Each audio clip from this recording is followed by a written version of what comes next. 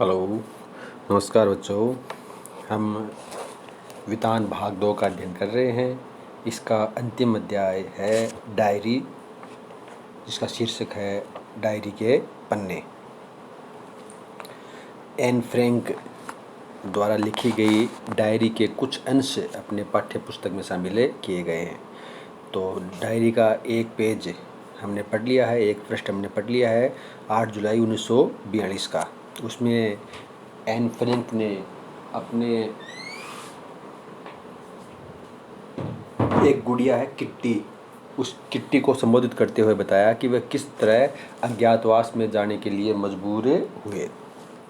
तो उन्होंने किस प्रकार तैयारी की अज्ञातवास की, कपड़ों के ऊपर कपड़े पहने, छोटे मोटे कोई किताबें वगैरह सामान लिया, क्या क्या छोड़ा।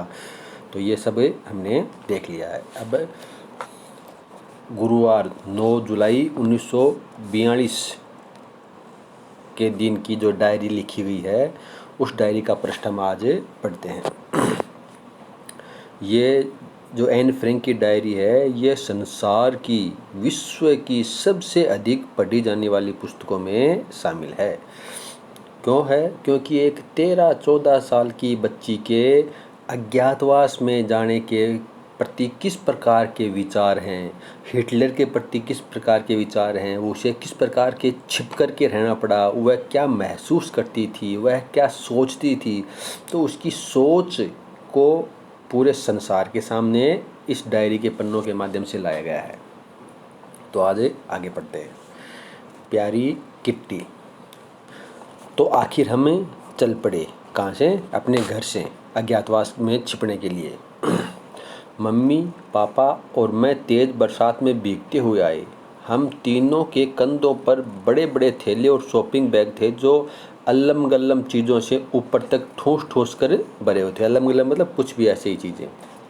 सुबह सुबह काम पर जाने वाले लोग हमें बड़ी बेचारगी भरी निगाहों से देख रहे थे।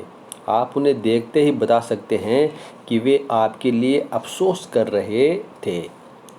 वे हमें किसी तरह का वाहन उपलब्ध नहीं करा सकते थे। हमारे सीने पर चमकता पीला सितारा हम सारी दास्तान खुद ही कर देता था। देखो, पीला सितारा क्या है?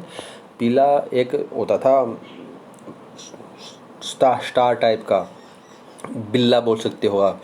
तो जो भी यहूदी होता था ना, उस यहूदियों को अपने गले में एक पीला, ये सितारा बोल सकते हो या फिर बिल्ला बोल सकते हो, अपने गले में रखना पड़ता था उनकी पहचान के लिए कि ये यहूदी हैं। देखो, ये एक नंबर रखा था, इसका मतलब है नीचे कुछ ना कुछ इसके बारे में लिख रखा है। ये देखो, ये लिख रखा है नीचे क्या? पीला सितारा। हिटलर के शासन में यहूदियों को विवश किया गया था कि वे अपनी पहचान के लिए पीला सितारा पहने। तो जो भी यहूदी होता था ना, उसे गले में ये पहनना पड़ता था, ये अनिवार्य था। जब हम गली में पहुंच गए, तभी पापा और मम्मी ने धीरे धीरे बताना शुरू किया कि उनकी योजना क्या थी।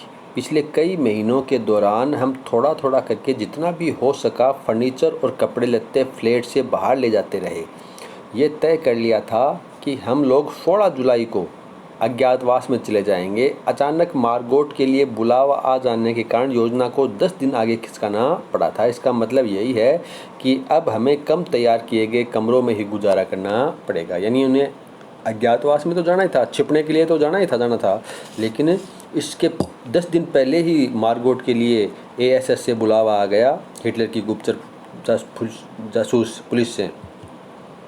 तो इनको जो कार्य 10 दिन बाद में करना था अज्ञातवास में जाने वाला, तो वह उन्हें पहले ही करना पड़ा। छिपने की जगह कहाँ थी? अज्ञातवास वे कहाँ बिताने वाले थे? तो छिपने की जगह पापा के ऑफिस की इमारत में ही थी। इसे समझ पाना बाहर वालों के लिए थोड़ा मुश्किल होगा, इसलिए मैं थोड़ा बहुत समझा देती हूँ। पापा के ऑफिस में काम करने वाले लोग बहुत ज़्यादा नहीं थे, बस मिस्टर कुगलर, मिस्टर क्लीमेन, मिएप और 23 वर्ष की टाइपिस्ट जिसका नाम वेप वास्कुल था। इन सबको हमारे आने के बारे में खबर कर दी गई थी। मिस्टर वास्कुइल वेब के पिता 2 और सहायकों के साथ गोदाम में काम करते थे, उन्हें कुछ भी नहीं बताया गया था। इमारत के बारे में थोड़ा सा बता दूं, तल मंजिल पर बना बड़ा सा गोदाम काम करने की जगह और भंडारगृह के रूप में इस्तेमाल होता था। इसके अलग अलग हिस्से बने हुए हैं। ये हिस्से गोदाम, पिसाई का कमरा वगैरह है जहाँ इलायची, लौंग और काली मिर्च वगैरह पीसे जाते हैं। तो थोड़ा इमारत बता रही है कि वो इमारत किस प्रकार की थी। ये देखो बहुमंजिला इमारत है, 1 2 3 मंजिल हैं, ऊपर छत्ती बनी हुई है।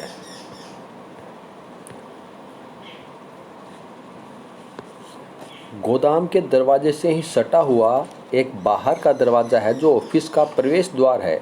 ऑफिस के दरवाजे के एकदम अंदर की तरफ एक दूसरा दरवाज़ा है और उसके पीछे सीढ़ियाँ हैं। सीढ़ियाँ ऊपर चढ़े तो एक और दरवाज़ा आता है जिस पर आर पार दिखाई न देने वाले कांच की खिड़की लगी है। इस पर काले अक्षरों में कार्यालय लिखा हुआ है। ये आगे वाला बड़ा यानी फ्रंट ऑफिस है। ये बहुत ही हवादार और खूब रोशनी वाला कमरा है। दिन के दौरान यहाँ बेप, मिएप और मिस्टर क्लीमेन काम करते हैं। एक छोटा सा गलियारा है जिसमें तिजोरी, कपड़ों की अलमारी और स्टेशनरी की बड़ी सी अलमारी है। इस गलियारे के पार एक छोटा सा दम गोटू अंधियारा कमरा है। ये बैक ऑफिस है। इसमें मिस्टर कुगलर और मिस्टर वानदान बैठा करते थे। अब सिर्फ मिस्टर कुगलर बैठते हैं। मिस्टर कुगलर के ऑफिस में पैसेज से भी पहुंचा जा सकता है, लेकिन सिर्फ कांच वाले दरवाजे के जरिए, जिसे अंदर से तो आसानी से खोला जा सकता है लेकिन बाहर से इतनी आसानी से नहीं। मिस्टर कुगलर के ऑफिस के निकलने के बाद तुम लंबे तंग गलियारे से कोयले वाले गोदाम की ओर बढ़ोगी और 4 सीढ़ियाँ चढ़ोगी तो तुम अपने आप को प्राइवेट ऑफिस में पाओगी। ये पूरी इमारत का 100 पीस है। शानदार महोगनी फर्नीचर, लिनोनियम का फर्श जिस पर कालीन बिछा है, एक रेडियो है, आकर्षक लैंप है, सब कुछ उत्तम दर्जे का, श्रेणी का। इसके साथ वाला कमरा बहुत बड़ा रसोई घर है। उसमें पानी गर्म करने का हीटर है, गैस के 2 चूल्हे हैं, साथ में पाखाना है, बाथरूम है। ये पहली मंजिल का नक्शा है।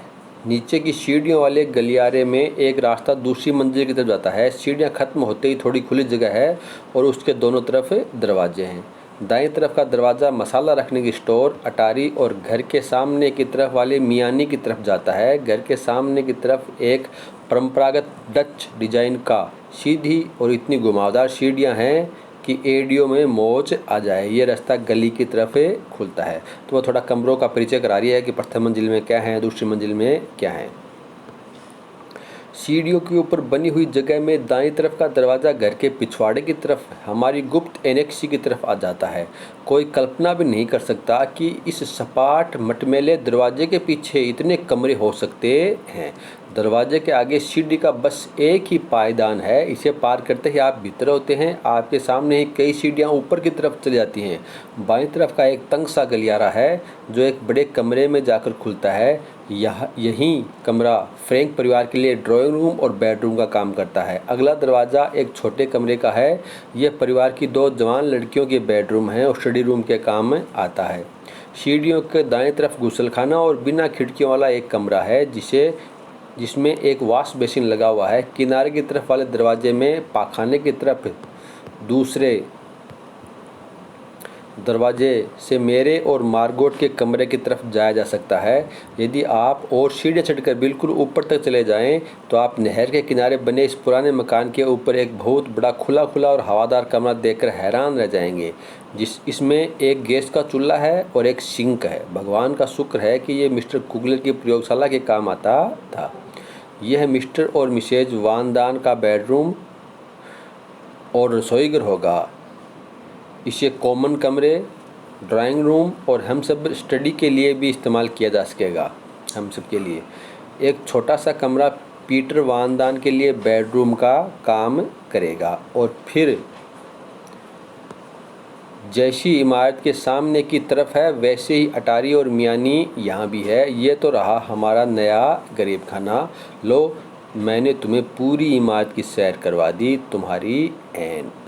अब देखो इसमें कुछ ज़्यादा वादा नहीं है, लेकिन उसने अपनी किट्टी जो गुड़िया है उसको संबोधित करते हुए अपने नए घर का परिचय करवाया है कि उनका जो नया घर है वो एक कमरे के पीछे इतना है कि मतलब आगे तो दरवाज़ा छोटा सा है तो बाहर से कोई ये सोच भी नहीं सकता कि इसके पीछे इतने कमरे होंगे। तो जो बाहर के कोई व्यक्ति ऑफिस में आता है तो उसे लगता है कि साधारण सा एक कमरा ही यहाँ पर रहा होगा, तो इसके अंदर इतने कमरे नहीं होंगे। तो यहाँ पर कोई व्यक्ति या कोई परिवार छुप करके नहीं रह सकता। तो वह एक छुपने की बढ़िया जगह थी कि सामने से देखते हैं तो वह एक कमरा मात्र लगता है, लेकिन उसको खोलने से अंदर बहुत सारे कमरे अलग अलग दिखाई देते हैं। तो यह जो नया घर है इसके बारे में एन फ्रैंक ने अपनी गुड़िया को बताया कि उसका नया घर किस प्रकार का है। तो आज के लिए इतना ही, बाकी का अध्ययन हम कल करेंगे। धन्यवाद।